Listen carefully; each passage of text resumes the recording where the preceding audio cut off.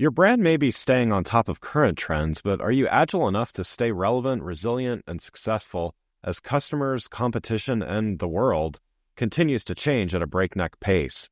I'm thrilled to share the newly revised version of my first book, The Agile Brand.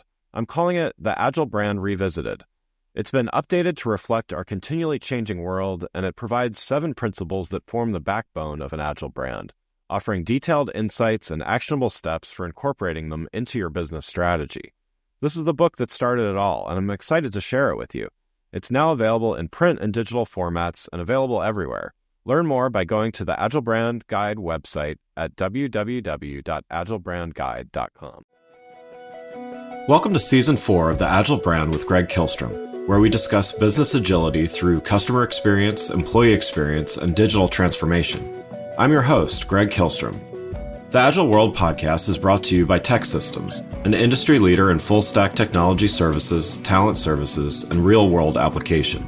For more information, go to teksystems.com. To read more about the topics discussed on this show, you can go to my website at gregkihlstrom.com and read my latest articles or get a copy of my latest book, Meaningful Measurement of the Customer Experience, now available on Amazon and other retailers. My name is Greg Kihlstrom, and I'm the host of the Agile Brand podcast. Today, we're going to talk about making the most of your customer data to benefit both your customers and the business. Brands know customer data is one of their most valuable assets, but many continue to struggle to put it to good use. In fact, more than 50% of decision makers at enterprise companies believe they'll lose revenue due to the customer data challenges. Amperity and Forrester recently released a new report that found companies are failing to bridge the data gap between them and what their customers want. As brands seek to add to the vast amount of data at their disposal, 77% of decision makers admitted they underutilize the customer data they already have. To help me discuss this topic, I'd like to welcome Barry Padgett, CEO of Amperity, a leading enterprise customer data platform. Barry, welcome to the show. Thanks, Greg. Appreciate you having me. Yeah, looking forward to talking about this topic with you. Definitely top of mind to me and many others, as we could see from some of the findings in the report. Why don't we start by you giving a little background on both yourself as well as Amperity? Sure. Since the start of my career, I've always been in some sort of role obsessed about customers and customer experience, whether that was building end user software. Early in my career as an engineer, that and I'll date myself here, that you bought in software stores, if you can remember that, on disk drives. Yeah. Through to building and running sales and marketing teams all over the world, Asia Pacific and Europe, here in North America as well, to running product and engineering teams, to being at the helm and running companies, both small and large. And here at Amperity, we obsess about customer experience as well. Not only our own customers, but the customer of our customers. And we're in the business of finally delivering that elusive, unified view of the customer. Something, Greg, that you've been writing about for a long time. And we love working with really messy companies with messy data and hydrating and federating that unified view of the customer to the teams and to the tools that need it so desperately, so that those companies can finally deliver that experience they've been trying to deliver now for a long time. Wonderful. Well, yeah, this is looking forward to diving in here. So part of what we're going to do is review some of the findings from the report from Amperity and Forrester that I mentioned at the top of the show. So we'll look through 3 different areas here. So the first that I wanted to discuss is that much of an enterprise's data goes unused due to a lack of an overarching strategy. So, for example, over 80% of the respondents cited their organizations collect demographic, sentiment, and identity data, and nearly 2/3, or about 63%, want to add an even richer mix of data sources. However, more than 3/4, or about 77% of decision makers think they underutilize the customer data, and 81% agree they want to use existing data better. So a couple things to those points. What are some of the challenges that organizations run into by not being able to use their data effectively? Inherently, all that data is a bit of a chaotic mess, as you know. It's been built over a long, long time, generated by tons of different systems across lots and lots of different teams. And it's been, honestly, the burden of the IT teams to try and bring that together in a cohesive manner so that they can serve the rest of their internal customers at the company.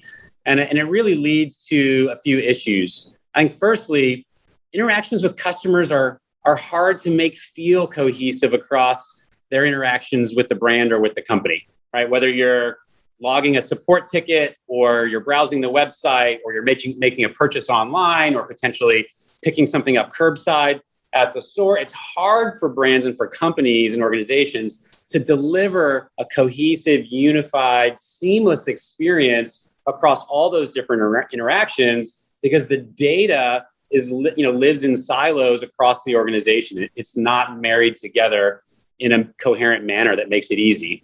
And then I think, secondly, most companies, I honestly believe, employ folks that really want to serve the customer. Most of us as employees want to deliver a great experience to our company's customers. And it's incredibly frustrating when we don't have the data that we need. We might have all the tools in the world, but if we don't have the data feeding those tools, it's really, really tough for us to deliver that experience. And it's incredibly frustrating for employees. And I think we often focus on the customer centricity and the experience that customer gets. But equally, when you get this right, you can create a lot of joy in your employees who are so desperate to deliver that final mile. Yeah, and to add to that, and to kind of look at advantages now, we looked at challenges first, but what are some of the other advantages that organizations have that are leaders in this space, that using their data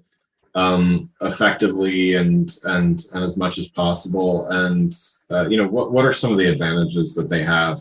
Selfishly, I think all of us can appreciate a fantastic customer experience as customers ourselves. And so when someone gets it right, for example, you a negatively fueled interaction, like I'm calling a support number, or I'm getting online and opening a chat window to go check on, a refund on a returned item.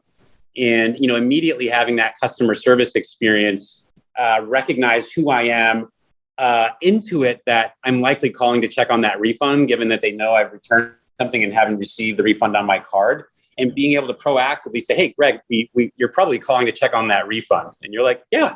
They're like, yeah, it's going to hit your card on Tuesday. And you're like, great. And the opportunity there is not just that we've delivered a good experience for Greg in this example, but that there's an opportunity. The best companies create opportunities across the board when they interact with their customers.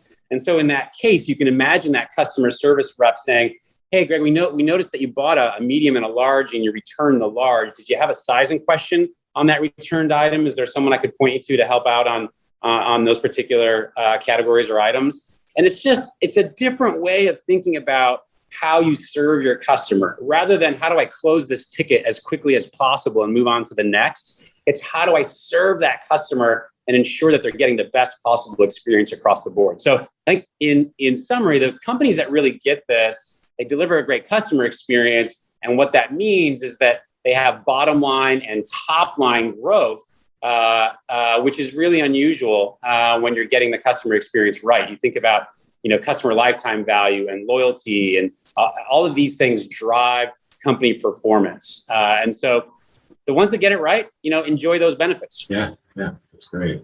So the next insight I'd like to address from the report is the following. So a lack of cohesive data utilization puts a business at risk. So company growth depends on optimizing existing customer data to boost acquisition and retention. Respondents to the report that I mentioned earlier named missed market opportunities about 54% and lower engagement about 52% of respondents, and resulting in loss of revenue as ramifications of their customer data challenges. So along those lines, what are some of the common causes of this data disconnect? I think you touched on a few already, but what are some of the common causes here? And is it people, processes, platforms, or is it all of the above? Yeah, I think it's a combination, right, of both the length of time that we've been collecting data. There's just a lot of it, number one, and we're collecting more and more every minute. and two, the breadth of the systems and the teams that have collected and created those data assets. And so, most companies probably have a pretty heterogeneous stack of tools, right? A marketing cloud, an e-commerce tool, a loyalty system, point of sale systems, website engagement, email systems, financial tools. All of these things are collecting data. They're all engaging customers, and none of them were ever built to work together. And so the challenge is we're now trying to bring together, say an offline point of sale system built 30 years ago and a web events data system built 3 years ago with a brand new SMS orchestration platform. And we're trying to keep an opted-in customer apprised of new services. Like, how do these three systems identify one single individual through those disparate data sets to point them to the right next best action? And it's really, really challenging. And then you add to that the over-reliance on sort of growth marketers of third-party cookies for targeting, which, as we know, is going away. Yeah. You called out the growth depends on sort of optimizing the existing customer data. So the quality of the third-party data systems has declined steeply as we see Apple, Facebook, Google, moving towards permissioning away from cookies, and this reliance now on your first-party data being accurate, being nourished, being available in real time, and being able to go serve those teams and tools that need it. Yeah. Well, there's, depending on the organization, there's probably a lot of different ways to answer this next question. But from your experience and perspective, what are some steps that an organization can take to get on the right path and minimize some of this risk?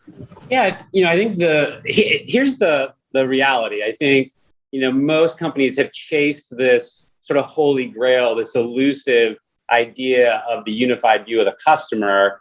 And we've done it through MDMs, and we've done it with match merge rules, and we've done it with ETL, and we've done it with data lakes, and we've done it with data warehouses. And, it's all inefficient. It's all really hard to build and manage. It's really difficult to democratize access to a thing like that after you've, built it. And so the good news is there's a bunch of tooling that, only recently in the last few years has become available. It makes use of some of the, AI and ML work that now, manages really large, keyless data sets at scale, takes advantage of cloud computing costs, which have gone down, takes advantage of the massive integration capabilities that now pop up out of the box very often for us. And so I think the way to get started is probably just to make sure that we get educated, that there's a better way than constantly relying on trying to build this thing yourself. That's number one. And then I think number two, getting off of the tools carousel or the tools treadmill or the tools hamster wheel, which I think, intuitively we look around for a solution to a problem. We're bombarded with all sorts of options when we do our research, and almost all of them are tools. A better way to activate, a better way to tag manage, a better way to event route, a better way to build an email.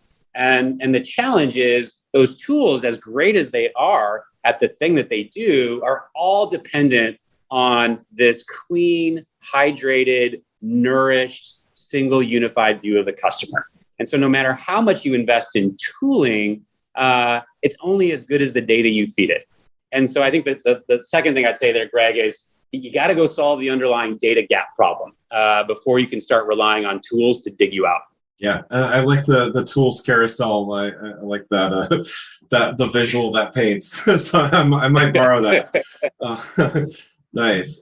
So yeah, the last insight from the report that I wanted to discuss is the following. So, taking a holistic approach to data collection and use creates positive customer experiences. I think, to your point, you've hit on several times here, that's really what it's about, right?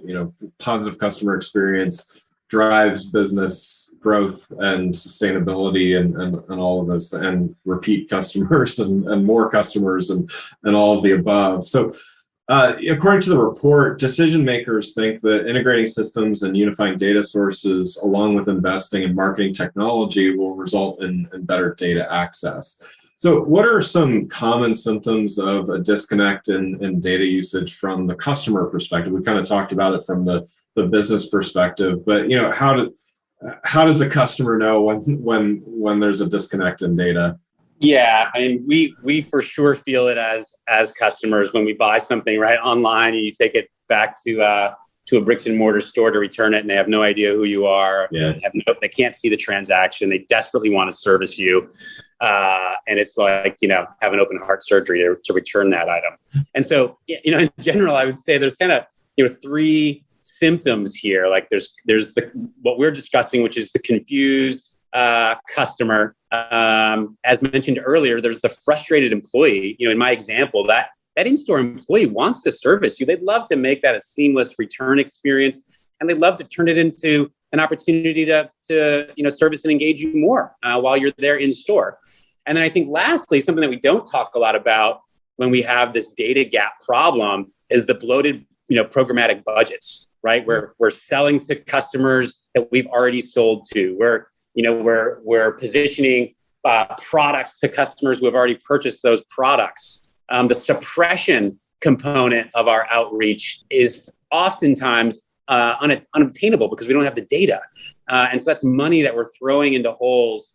And we're not only burning that money, but we're burning the customer experience at the same time. It's clear that the brand doesn't know you when they're sending you emails for products that you've never purchased and unlikely to purchase, or products that you've already purchased before. And so I think as customers, we can identify those times when a brand isn't getting it right, when they don't have data.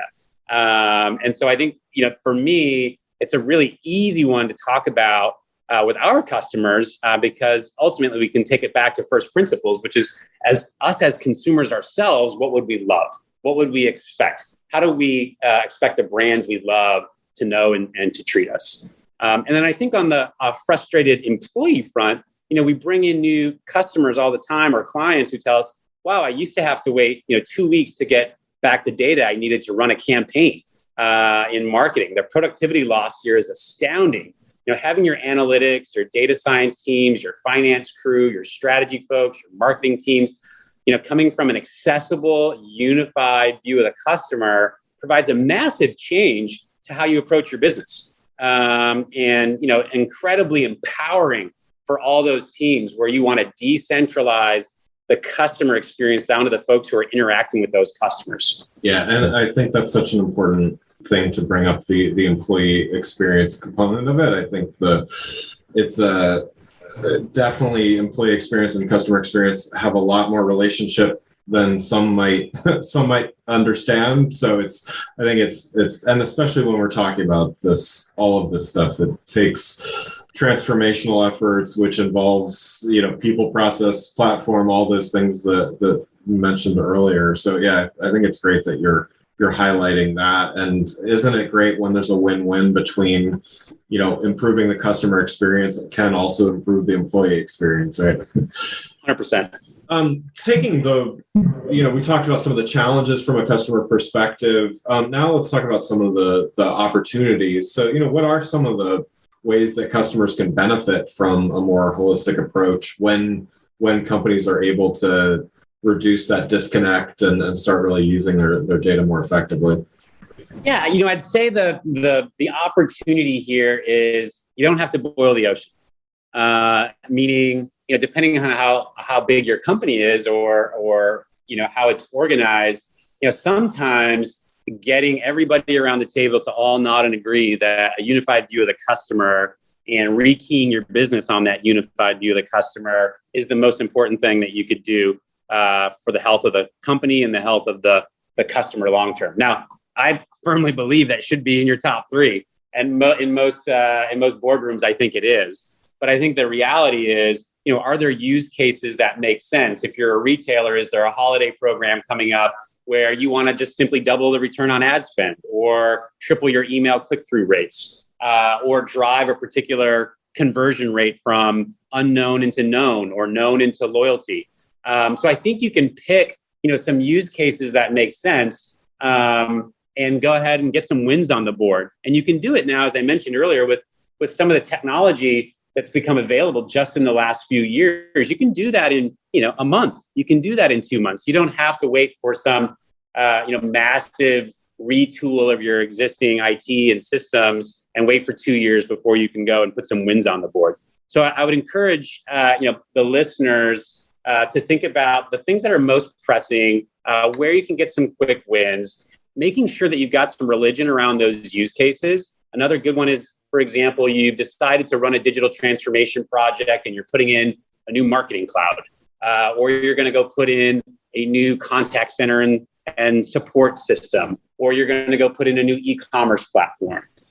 Those are massive projects, as you know. They take a long time.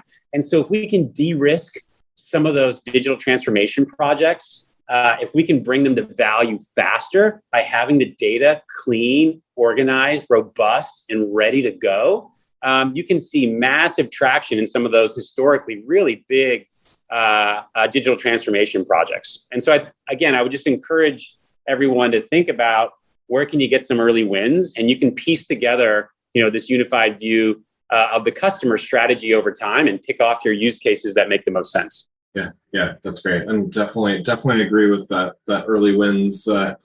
You're on the Agile Brand podcast, so definitely a fan of the Agile approach to just about everything. So I think that's a great words of wisdom there. Can you provide any examples from maybe one of your customers of how this approach can make some real tangible differences? I'd urge listeners to go check out Amperity.com, where you can listen or read or watch in more detail about some really fantastic customer stories like Wyndham, Alaska Airlines, Servco, and a bunch of others. The one I'd share, because it's fresh in my mind, we talked about it at the top of the show here, was this customer service example.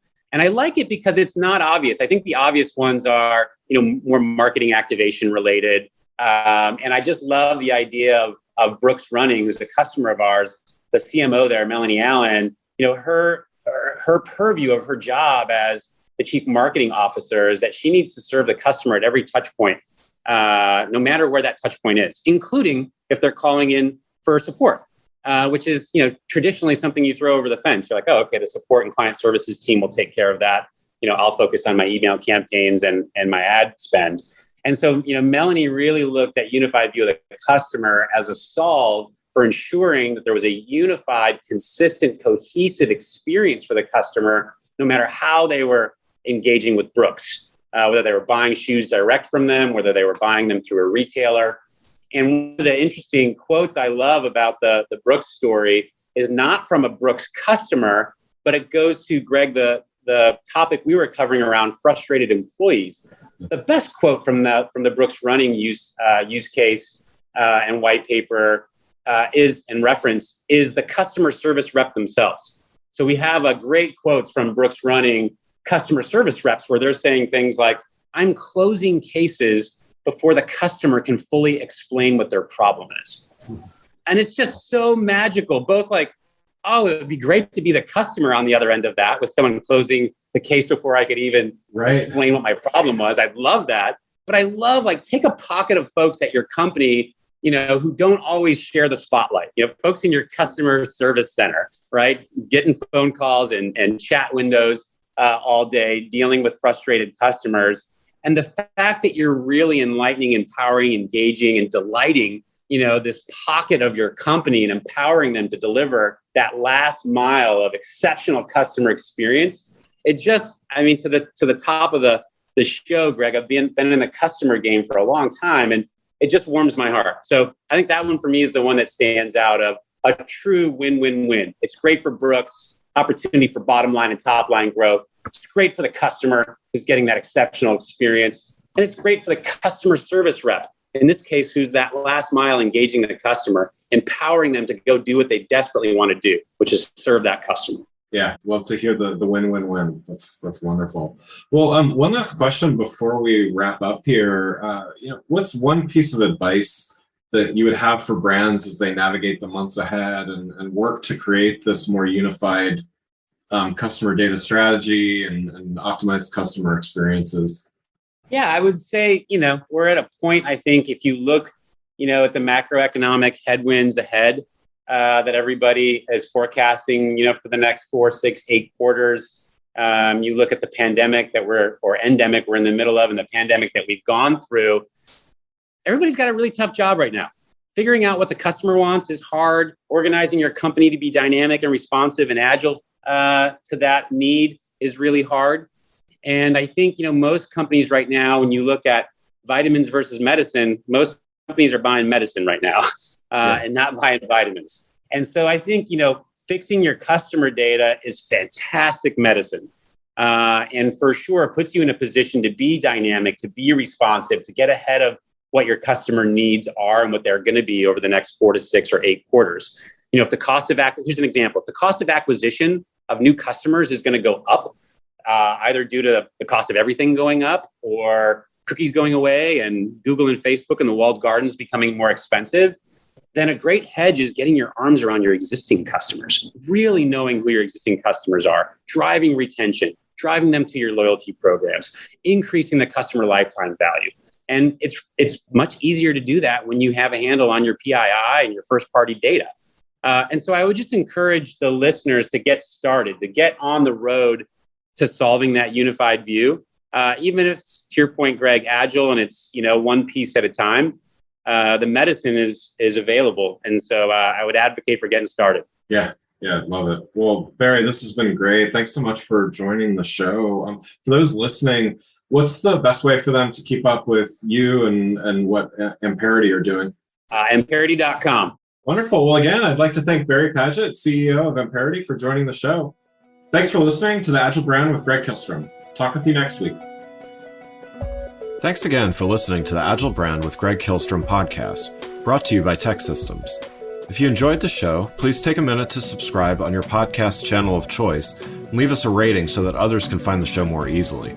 You can access more episodes of the show at www.theagilebrand.show. To get a copy of my latest book, Meaningful Measurement of the Customer Experience, visit my website at gregkihlstrom.com. Until next week, stay agile.